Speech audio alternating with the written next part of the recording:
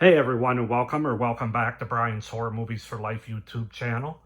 And welcome to this horror movie collection video where in this video we're going to start taking a look at my standard Blu-Rays, part one, because this is going to be a two-parter like my Scream Factory collection was earlier this month. So with that being said, yeah, let's go ahead and I'll slide my chair over and we'll start taking a look at standard Blu-Rays. Now when I say standard, these obviously still have companies attached to them. I don't separate my movies by every single company, like Synapse, for example. I have Blu-rays in here that are Synapse, but I don't separate that as a separate company. So I just kind of want to point that out because some people I know do, other horror movie or movie collectors in general, they'll go ahead and do that. But for me, it's my previous videos are the companies that I separate my movies with. So with that being said, let's just go ahead and get started with what I consider standard Blu-rays. And first up, we have 1BR or One Bedroom. I watched this movie a couple years ago on Netflix, I think, and I really enjoyed it. I thought it was pretty thrilling and interesting. So yeah, that's 1BR or One Bedroom, however you want to say it. 1031 Part 3. I have the first two on DVD. I just picked this one up, actually, at the last convention I went to in 2025, but haven't watched it yet. Probably will watch it for Halloween this coming year in 2026, but it's an anthology movie, a low-budget one for those of you that don't know about the 1031 series. I think there's 4, actually, right now, and this is Part 3. Then we've got another anthology, holiday-related, 13 Slaves of Xmas, which I just recently rewatched again about a month ago for Christmas in December. Low budget, but I enjoy it. I think it's a fun anthology for being low budget. Of course, we've got 28 Days Later. We've got the ABCs of Death, which I'm not the biggest fan of this if you want to consider it anthology. 26 short stories. I'm not the hugest fan of it, but I'm due to rewatch it too pretty soon. Then we got its sequel, ABCs of Death 2, which I actually enjoyed watching more, to be honest with you. Haven't seen that one in a while either, though. Then we've got one of the newest movies in my collection, Abigail, which I have the Blu-ray, DVD, and digital code here. This is a vampire movie, Abigail, that came out, in 22, I want to say, or 23. Have yet to watch it. Then we've got A Christmas Horror Story, which I also just recently watched for Christmas last year. It's weird to say Christmas last year because it was like 3 weeks ago now, but in 2025. I really enjoyed this anthology movie, man. I think this is actually an underrated anthology, especially for a Christmas-themed one. And then we get into my big movies, or I shouldn't say big movies, but I got a big box set of Alien, the 35th Anniversary Edition here. I'm not going to take it all out, but yeah, it's a really nice edition of the original Alien from 1979. And then, of course, its sequel, which I also have on Blu-ray slip, Aliens from 1986 by James Cameron. To be honest with you, those are really the only 2 Alien movies that I love.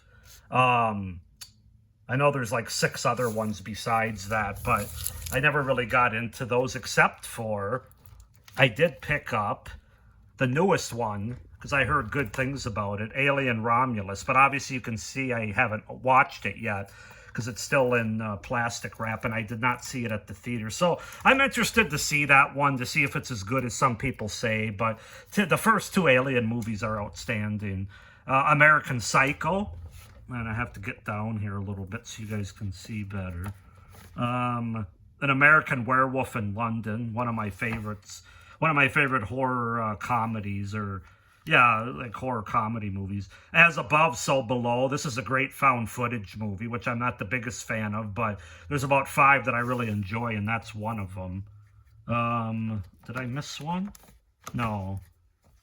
Then we've got The Barn. This is a good Halloween horror movie that I just watched last year. Love The Barn. I know there's a sequel to it too. Haven't seen that one, but The Barn is really fun. Great Halloween atmosphere. Better Watch Out, another Christmas horror movie. I rewatched this one as well in December. It's growing on me. You know, I think my expectations were too high the first time I watched it a few years ago because people were hyping it up like it was the greatest thing since sliced bread, and I was kind of like, it's fine. But watching it this last time, I did enjoy it more. I think it's a good holiday. I think it's a good Christmas holiday horror movie. Then we've got The Beyond, Lucio Fulci's The Beyond, one of my favorite Fulci movies. Just phenomenal. I got it in this kind of box set, if you want to say, box cover. Beyond Evil from 1980. It's okay. Beyond Reanimator. I like the green Blu-Ray case, but I haven't seen this movie yet. The Blair Witch Project, what can you say? A great found footage movie that still gets me yet. Bloodfest, it's fun. Then we've got The Boy. I know there's a sequel to this, Brahms, The Boy, too. I've never seen it, and I don't necessarily need to own it. But The Boy, the first one, at least the first half of the movie, I really enjoy. It kind of goes downhill towards the end, but Butcher Baker Nightmare Maker, also known as Night Warning. I reviewed this last year. It's a good, different kind of slasher movie. We've got The Call with Len Shay and Tobin Bell. Haven't seen it yet. Slipcover there. We've got Cannibal Holocaust, one of the most shocking and controversial movies ever made. Yep. Cannibal Holocaust is really the only cannibal horror movie that obviously it stands out. But yeah, I've got the nice edition here, Cannibal Holocaust. I probably shouldn't. There's probably stuff I shouldn't be showing on there, so we'll just go ahead and put that away. The original Carrie from 1976, great movie. We've got Cat's Eye by Stephen King. It's a fun mid-'80s anthology movie. Not one of my favorites, but it's kind of like a PG. Well, I think it is a PG anthology movie. Children of the Damned. Haven't seen it. Oh. Sorry, this shelf isn't the best one as far as movies staying in place. Oh, I already said that one. Christine, one of my favorite John Carpenter movies. Love Christine. Grew up on it. We've got The Company of Wolves. Haven't seen it yet, from the 80s. Werewolf movie. Oh, Lord. Movies are sliding. I've got Crimson Peak here. Haven't seen this one yet, believe it or not, with the slipcover. We've got Children Shouldn't Play with Dead Things, 50th Anniversary Edition. Haven't seen it. Oh, man. And then we've got Cryptids, which I believe Joe Bob Briggs is about to do something monstrous. This is an anthology movie that I picked up at a horror convention. Was it last year or the year before? I can't exactly remember. Now we've got to slide down here and take a look at the bottom shelf. Cujo, which I didn't have room for, so I threw it on top. But everybody knows Cujo. I haven't watched it in quite a while, so I'm going to leave that out for a minute. I need to watch that soon. We've got The Curse of Frankenstein with Peter Cushing. Haven't seen it yet, but anything with Peter Cushing and horror related, I'm all about it. Oh man, the shelves don't get any easier for me. I've got The Dark and the Wicked, which I watched on Netflix several years ago. Scared the hell out of me, frankly. I got the slipcover for it there. I'm definitely excited to rewatch that again. Dead Snow. Haven't seen it. Death Ship from 1980. Death Spa from the 80s. Haven't seen it yet. We've got Demons. Dario Argento's Demons from 1985. One of my favorites. Definitely one of my favorite 80s movies. Demons 2, which I have not yet seen. We've got a horror 2-pack of House of a Thousand Corpses and The Devil's Rejects. Rob Zombie movies. I have seen A House of a Thousand Corpses. I have not seen The Devil's Rejects yet. Um, Man, sorry about this, guys. Disturbia, a great thriller, like Rear Window kind of thriller. I've got the sequel to The Shining, Doctor Sleep, Stephen King's Doctor Sleep, with the slipcover, digital code, Blu-ray combo. Yeah, I need to rewatch this movie. I like it. It's good, especially for a sequel that was made, what, 40 years later? Obviously, The Shining gives a high standard to live up to because it's one of like my favorite horror movie of all time. Don't Breathe, the original from 2016. Great. I don't have the sequel. I haven't seen the sequel. I heard it wasn't nearly as good. Don't Look Now from the 70s with Donald Sutherland. Haven't seen it. The Dorm That Dripped Blood, which I just reviewed like a month ago, less than that even, is part of 1982. I enjoy that slasher, low budget. Dracula AD 1972, haven't seen it. Dracula Has Risen from the Grave, haven't seen it. Fear with Mark Wahlberg and Reese Witherspoon. This is a great thriller here. A great suspenseful thriller. The Faculty from the late 90s, of course. Blu-ray and digital copy there. Love this movie. I've actually only seen it once, but I really do love it. Five Nights at Freddy's. My son finally made me watch this with him, my 9-year-old son, because he knows about the video game of it and everything, so I reviewed that a few months ago. Haven't seen the second one, although my son really wants me to. I heard it wasn't nearly as good, though, but I enjoyed the first Five Nights at Freddy's. I really did. The Fly with Jeff Goldblum, the original. Frankenhooker. The Exorcist. What can you say? Classic horror. Just From Dusk Till Dawn with Quentin Tarantino and George Clooney. Great movie. Haven't seen it for a while. Freaky with Vince Vaughn and Catherine Newton. Excited to check that one out. Haven't seen it yet. And then finally for this row, we've got The Frighteners with Michael J. Fox, which is a really fun, like Halloween time of year ghost movie. All right, now we're going to go up. Oh, thank God I can get off my knees. That hurt towards the end there. And we'll start with this row, The Gallows. Haven't seen it. We've got Ghost Keeper from 1981, which I really enjoyed. We've got Grave Images, which is a 1991 horror anthology movie. We've got Green Room with Patrick Stewart and the late Anton Yelchin, rest in peace.